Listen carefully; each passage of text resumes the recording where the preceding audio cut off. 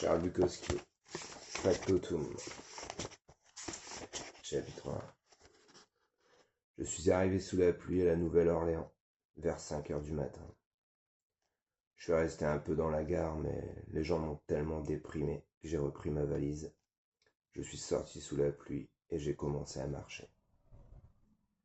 Je ne savais pas où étaient les chambres à louer, où se trouvait la zone. Ma valise en carton se barrait en couille. Elle avait été noire autrefois, mais le vernis noir était craquelé, de sorte qu'on voyait le carton jaune. J'avais essayé de masquer ça en collant du cirage noir sur le jaune. Comme je marchais sous la pluie, le cirage dégoulinait et je me suis collé des zébrures noires sur mes 2 jambes de pantalon en changeant ma valise de main. Ouais, une nouvelle ville. Peut-être que j'aurai de la chance. La pluie cessa, le soleil apparut. J'étais dans le quartier noir, je marchais lentement. Hé, espèce de racleur de blanc! J'ai posé ma valise par terre. Une mulâtrasse sexy, assise sur les marches d'une véranda, balançait ses jambes. Elle était pas mal. Salut, espèce de racleur de blanc! J'ai rien dit. Je suis resté là, à la regarder. Qu'est-ce que tu dirais d'une partie de cul, racleur de blanc? Elle se foutait de moi. Elle croisait les jambes très haut et tapait du pied. Elle avait de chouettes jambes, des hauts talons. Elle remuait les jambes et se marrait.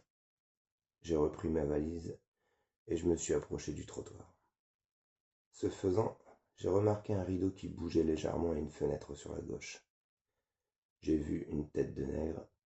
Il ressemblait à Jersey Joe Walcott. J'ai fait volte-face et retraversé le trottoir. Son rire me suivit tout le long de la rue. Chapitre 2. Je logeais au 2e étage en face d'un bar. Ça s'appelait le Gangplank. De ma chambre, je voyais à travers les portes ouvertes et aussi dans le bar. Il y avait des gueules de voyous dans ce bar, des gueules séduisantes. Je restais toute la nuit dans ma piole à boire du vin et à regarder les gueules pendant que mon fric filait. Dans la journée, je faisais des longues et lentes promenades. Je restais pendant des heures à regarder les pigeons. Je ne mangeais qu'une fois par jour pour que mon fric dure un peu. J'avais trouvé un troquet dégueulasse avec un patron dégueulasse, mais tu avais un petit déj copieux.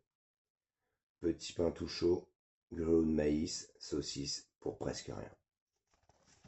Chapitre 3. Un jour, j'étais dans la rue, comme d'habitude, et je me baladais. Je me sentais heureux, détendu. Il y avait de la paix dans l'air. Comme j'approchais du centre du quartier, j'ai vu un type à la porte d'une boutique. J'ai continué à marcher. Hé mec! Je me suis retourné. Tu cherches du boulot?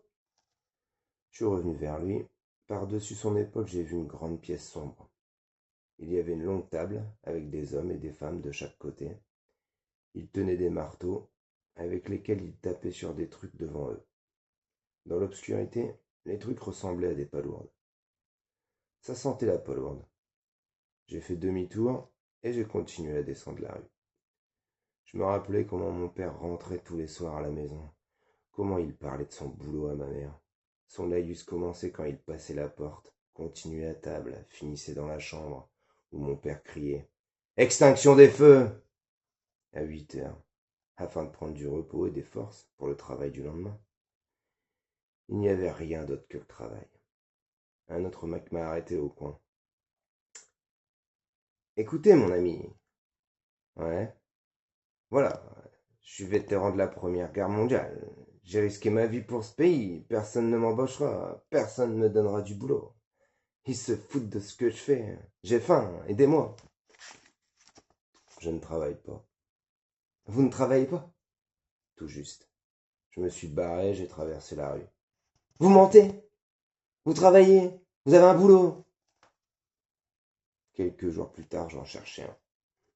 Chapitre 4.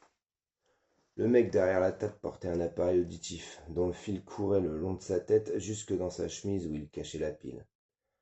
Le bureau était sombre et confortable. Le type arborait un costume marron usé, une chemise blanche fripée et une cravate effilochée sur les bords. Il s'appelait Hardcliffe. J'avais vu l'annonce dans le journal local et ce n'était pas loin de chez moi. On demande jeune homme ambitieux, tourné vers l'avenir, pas forcément spécialisé, début aux livraisons et avancement. J'attendais dehors avec 5 ou 6 jeunes types qui essayaient tous de paraître ambitieux. Nous avons rempli nos fiches de candidature et maintenant on attendait. J'étais le dernier à être appelé. Monsieur Chinaski, qu'est-ce qui vous a fait quitter les dépôts de chemin de fer? Voilà, je ne vois aucun avenir dans les chemins de fer. Ils ont des bons syndicats, les soins médicaux, la retraite. À mon âge, la retraite paraît presque superflue. Pourquoi êtes-vous venu à la Nouvelle-Orléans? J'avais trop d'amis à Los Angeles qui gênaient ma carrière. Je voulais un endroit pour me concentrer tranquillement. Comment pouvons-nous savoir si vous resterez longtemps avec nous? Je resterai peut-être pas. Pourquoi? L'annonce précisait qu'il y avait de l'avenir pour un jeune homme ambitieux. Si je vois que je n'ai pas d'avenir ici, je m'en irai. Pourquoi ne vous êtes-vous pas rasé? Vous avez perdu un pari? Pas encore. Pas encore? Non. J'ai parié avec mon logeur que je trouverai un boulot en une journée malgré cette barbe. Bien, nous vous contacterons. Je n'ai pas de téléphone. C'est entendu, monsieur Chinaski. Je suis retourné à ma piole, j'ai enfilé le couloir crado et pris un bain bouillant. Puis, j'ai remis mes vêtements.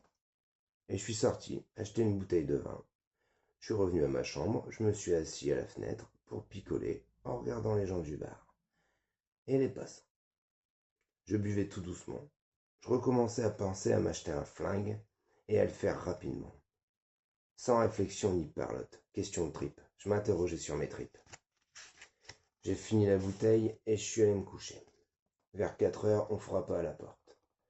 C'était un grouillot de la Western Avenue. J'ai ouvert le télégramme.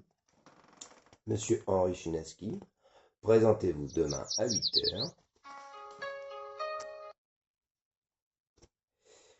Airflick. Chapitre 5. C'était une boîte de diffusion de magazines et on était là à l'emballage pour enregistrer les commandes et vérifier si les quantités correspondaient aux factures. Ensuite, on signait les factures et soit on faisait un paquet pour l'expédition hors de la ville, soit on mettait les magazines de côté pour la distribution locale. Le boulot était simple et crétin, mais les employés trouvaient toujours un sujet d'agitation. Ils s'en faisaient pour leur boulot. Il y avait là un mélange de gars et de filles, il ne semblait pas y avoir de contremaître. Après quelques heures, une dispute éclata entre deux femmes. C'était au sujet des magazines. On emballait des bandes dessinées et quelque chose avait foiré. Les deux femmes devenaient violentes. Écoutez, j'ai dit, ces bouquins ne valent pas la peine ni d'être lus, ni qu'on se dispute à leur sujet. Ça va, machin? Qu'elle me dit. On sait que tu penses que ce boulot n'est pas assez bon pour toi. Pas assez bon? Ouais, ça se voit. Tu crois qu'on n'avait pas remarqué? C'est là que j'ai compris, pour la première fois, qu'il ne suffisait pas de faire son boulot, mais qu'il fallait aussi trouver de l'intérêt, voire une passion.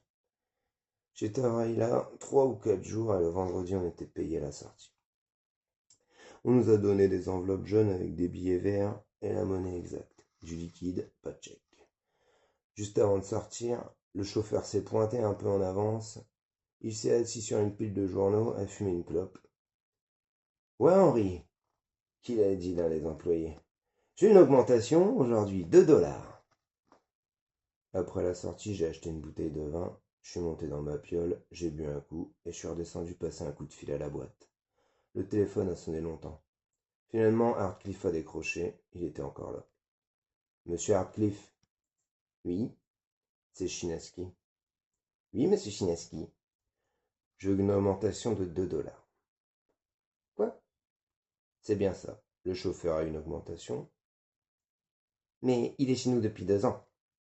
Il me faut une augmentation. Nous vous donnons 17 $ par semaine et vous en voulez 19. C'est bien ça. Je les ai ou pas? C'est vraiment impossible. Alors je laisse tomber. J'ai raccroché.